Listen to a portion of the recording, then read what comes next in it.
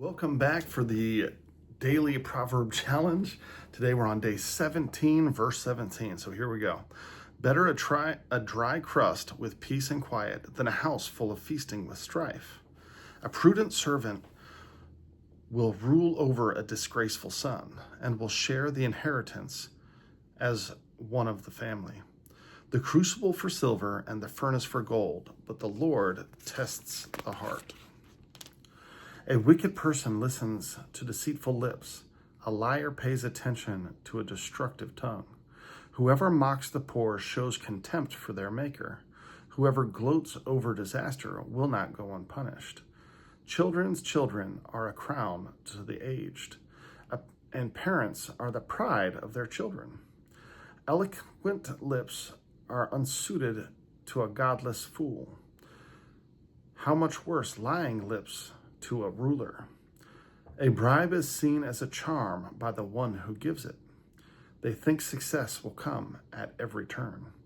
Whoever would foster love covers all offense, but whoever repeats the matter separates close friends. A rebuke impresses a discerning person, more than 100 lashes a fool. Evildoers foster rebellion against God. A messenger of death will be sent against them. Better to meet a bear robbed of her cubs than a fool bent on folly. Evil will never leave the house of one who pays back evil for good. Starting a quarrel is like breaching a dam, so drop the matter before a dispute breaks out. Acquitting the guilty and condemning the innocent, the Lord detests them both. Why should fools have money in hand to buy wisdom when they are not able to understand it?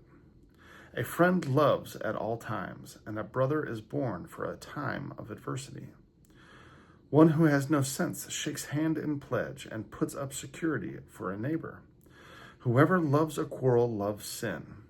Whoever builds a high gate invites destruction. One whose heart is corrupt does not prosper.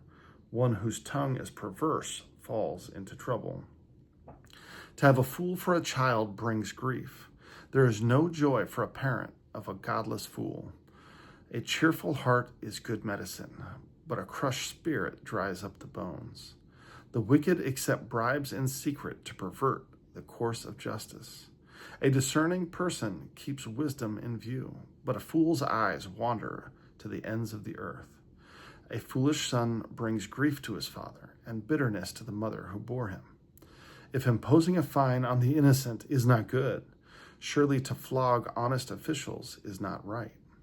The one who has knowledge uses words with restraint, and whoever has understanding is even-tempered.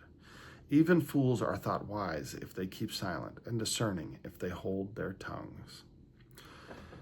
With this one, that last proverb is actually probably one of my favorites of all time, is that even a fool is deemed wise if they could just bite their tongue. And this reminds me of the Jay and Silent Bob movies, that Silent Bob is not that bright, but in every movie he has like one or two lines, and they always seem big and insightful because he's silent the whole movie. And so yes, if you are a fool or you don't know something in a certain arena, you actually look smarter and look wiser if you just keep your mouth shut. By talking too much about things you don't know about, you give yourself away and you look foolish. So that's one thing that really just jumps out to me. And I've tried to make it a point to not talk much or at all about things I don't know about. Now, if I'm asking questions, that's one thing, but to try to speak with authority about something I know nothing about, I've tried to get away from. But that's a very American trait, to speak with conviction about something that we know nothing about, or are highly uneducated. Maybe we know one or two things about a subject, but we don't actually understand it. So learn to keep your mouth shut. All right, with that, love you guys. I'll see you tomorrow.